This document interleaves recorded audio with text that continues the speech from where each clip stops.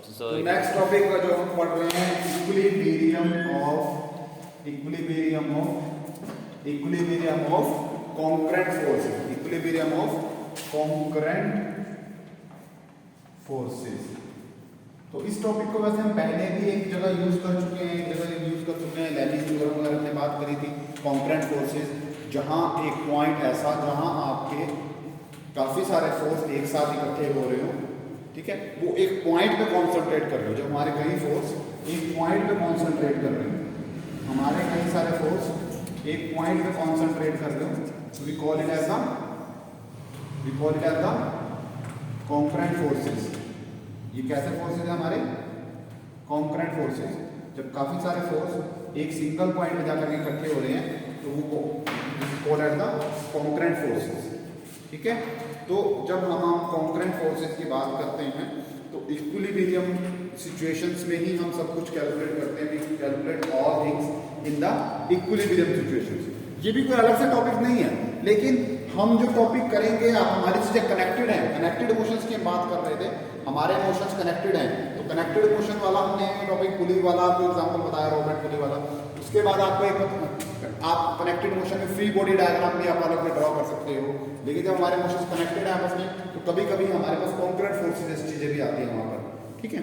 तो जब वहां पर कॉन्करेंट फोर्सेस जैसी चीजें आती हैं तो आपको बताया गया था, मान लीजिए ये आपका एक दिस इज यूर समथिंग, ये ओ पॉइंट था, ये ओ एक फोर्स है, ओ ए फोर्स, इसका मैंने नाम दे दिया F1। ये ओ बी ओ कोई फोर्स है, मैंने इसका नाम दे दिया F2।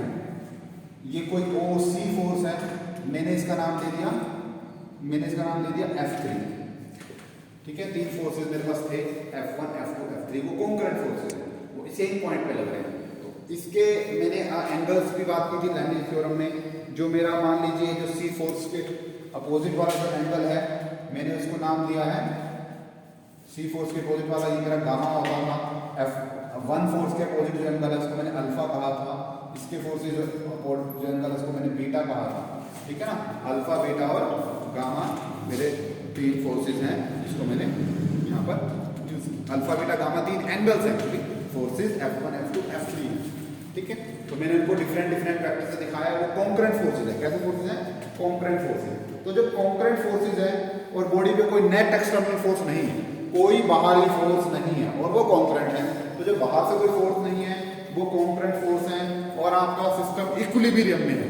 इक्विलिब्रियम से क्या समझते हो? सिस्टम इक्विलिब्रियम में भाई कुछ नहीं हिल रहा, फोर्सेस लग रहे हैं लेकिन फिर भी कुछ हलचल नहीं हो रही है, इक्विलिब्रियम में है। यानी कि आपने जब लगा दिया फोर्स, उसके बाद कोई हलचल होनी बंद हो गई, जहां पर जिस पॉइंट पर हलचल होनी बंद होगी, कोई इफेक्ट अब नजर नहीं आ रहा है, तो इसको क्या बोलते हैं?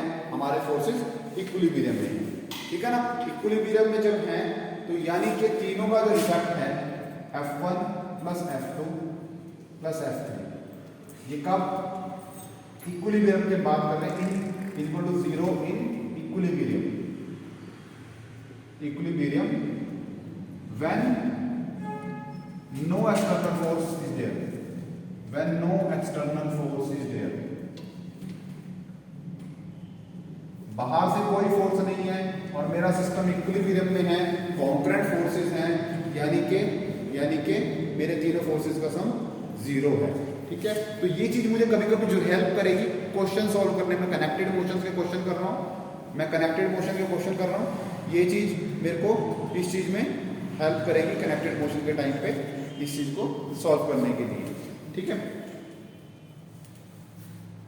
तो इक्विलिब्रियम में अगर मेरे फोर्सेस हैं F1 F2 F3, जिसको मैंने OA OB और OC वेक्टर से शो किया है, ठीक है।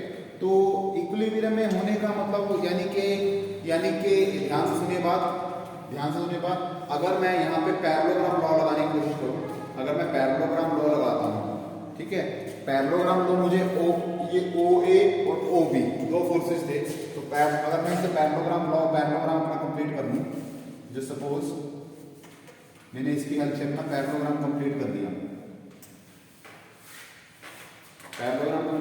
ये मैंने कोई नया पॉइंट ले दिया C', तो पैरेललोग्राम का डायगोनल मुझे रिजल्टेंट दिखाएगा according to parallelogram law. Parallelogram का जो डायगोनल होगा, पैरेललोग्राम का डायगोनल मुझे रिजल्टेंट आएगा, ठीक है। तो from parallelogram law in force, मैंने कौन कौन से फोर्सेस में लगाया, इन forces F1 and F2, F1 and F2 में से मैंने पैरेललोग्राम लॉ लगा रहा हूं। तो यहाँ पैरेललोग्राम लॉ से मुझे क्या मिल रहा है कि OA प्लस में OB, OA प्लस में OB, OA प्लस में OB किसके बराबर आ गए हैं, OC डैश। भाई इनका रिजल्टेंट इनका डायगोनल देगा, इसके ऐसे आप चाहे डायरेक्शन ऐसे कर लो, कोई दिक्कत नहीं, डायरेक्शन आप इधर ले लो, तब ये OC की डायरेक्शन इधर आ जाएगी, ठीक है। इसकी डायरेक्शन OC की डायरेक्शन ऐसे आ जाएगी, डायरेक्शन से ऐसे कर दिया, OA इधर है, OB इधर है, OC जो मेरा पैरेललोग्राम का जो डायगोनल है, तो पैरेललोग्राम का जो डायगोनल है इसका रिजल्टेंट दिखा रहा है। तो OA plus OB is equal to OC dash.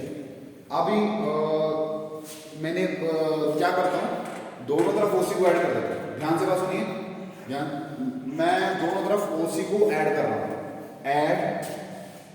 Add OC to both sides,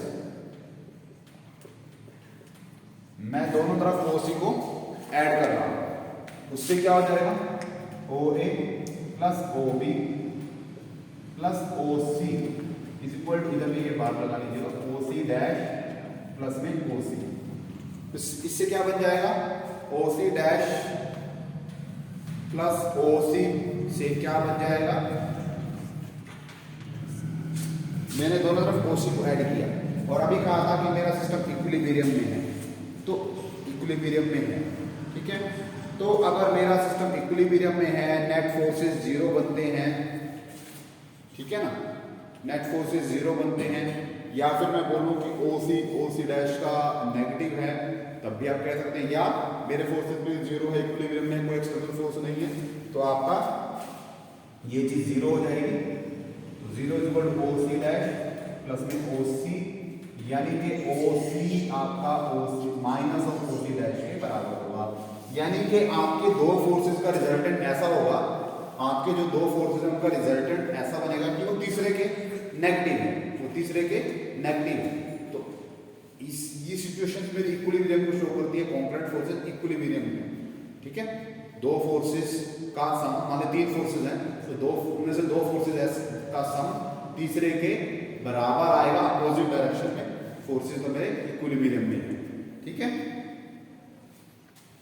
तो इसी तरह ये तीन फोर्सेस की बात की थी, अगर आपको तीन से ज्यादा फोर्सेस हो, तो यहां तो मैंने पैरेललोग्राम बनाया है, तो वहां पॉलीगन लॉ लगा सकते हैं, अगर कहीं काफी सारे फोर्सेस हैं उनको ऐसे कनेक्टेड फोर्सेस के आप इसके रूप में दिखाइए, और आप इसको पॉलीगन के रूप में बना करके फिर सॉल्व कर सकते हैं, ठीक है, क्योंकि कई सारे फोर्सेस का सम जो आपको पॉलीगन लॉ से मिलता है, दो फोर्सेस के लिए आप पैरेललोग्राम लॉ का यूज कर सकते हैं, ठीक है जी।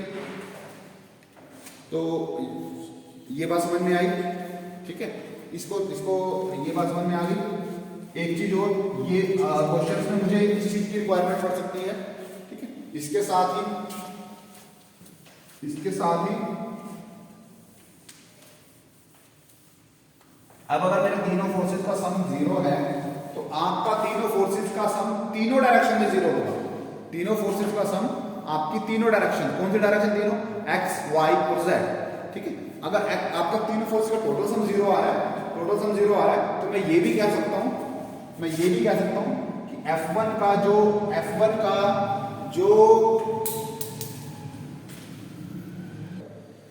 तो अगर आपके तीनों फोर्सेस का सम यहां जीरो आ रहा है, तो तीनों डायरेक्शंस में इनका सम जीरो होगा, F1x plus F2x plus F3x, ये भी जीरो होगा, क्योंकि तीनों का नेट जीरो है, तो x डायरेक्शन कंपोनेंट भी जीरो होंगे। भाई जब तीनों बैलेंस्ड हैं, तो x डायरेक्शन में बैलेंसिंग होगी, y में भी होगी, z में भी होगी, तीनों डायरेक्शन में होगी, तभी तो बैलेंस्ड है। अगर कहीं भी एक कंपोनेंट बचा रह जाता है, तो यानी कि बैलेंसिंग नहीं है, इक्विलिब्रियम में नहीं है, कोई सा कंपोनेंट नहीं बचना चाहिए, ना तो आपका कंपोनेंट x की डायरेक्शन में बचा हो फोर्स का कोई, भैया आपने बाकी तो बैलेंस कर दिया, x की डायरेक्शन वाला बैलेंस करना रह गया, तो चीज x की डायरेक्शन में चली जाएगी। अगर आपका y में बैलेंस करना रह गया, चीज y में चली जाएगी, z में रह गया, z में चली जाएगी, तो आपका तीनों में बैलेंसिंग होगी। तो F1 x की डायरेक्शन में भी आपका F2 में भी F3 में भी। ये तो 3 फोर्सेज हैं, ज़्यादा फोर्सेज होंगे तो ज़्यादा में भी हो जाएगा, सारा बैलेंसिंग होगा। अगर n नंबर ऑफ फोर्सेज हैं तो F1x plus F2x plus F3x up to dash dash Fnx, वो भी 0 होगा। सिमिलरली y डायरेक्शन में 0 होंगे सारे कंपोनेंट का सम, नो नॉट कंपोनेंट रहेंगे लेकिन सभी का सम तीनों डायरेक्शन में 0 होगा। F2z प्लस F3z Fnz, सभी चीजें 0 आएंगी। तो मैं ये चीज क्यों बता रहा हूँ, मैं इसलिए बता रहा हूँ कुछ क्वेश्चंस में आपको निकालना आ सकता है कि इसका x डायरेक्शन कंपोनेंट निकालिए, तो आपको बाकी डायरेक्शन कंपोनेंट निकाल के टोटल सम 0 तीसरा आ जाएगा। ठीक है, तो आपको पता होना चाहिए कि सभी डायरेक्शंस में सम 0 होगा फोर्सेस का। अगर सिस्टम इक्विलिब्रियम में है तो टोटल फोर्सेस का सम भी 0, और इंडिविजुअल हर डायरेक्शन में भी उनका सम 0 के इक्वल ही होगा। ठीक है, इसके अलावा कुछ क्वेश्चंस में आपको लैमेज थ्योरम का यूज करना पड़ता है, जो लैमेज थ्योरम आपको बता रखी है ऑलरेडी। F1 बाय में साइन ऑफ अल्फा, F1 के अपोजिट जो आपका एंगल बन रहा था, F1 ये है, F1 के अपोजिट वाली साइड में जो एंगल बन रहा था F is equal to F2 upon sine beta is equal to F3 upon sine gamma, यानी F2 के अपोजिट में जो F2 के अपोजिट वाला जो एंगल बन रहा था, F3 के डिनोमिनेटर में जो F3 के अपोजिट में जो एंगल बन रहा था, ठीक है, तो वो सब 0 होगा।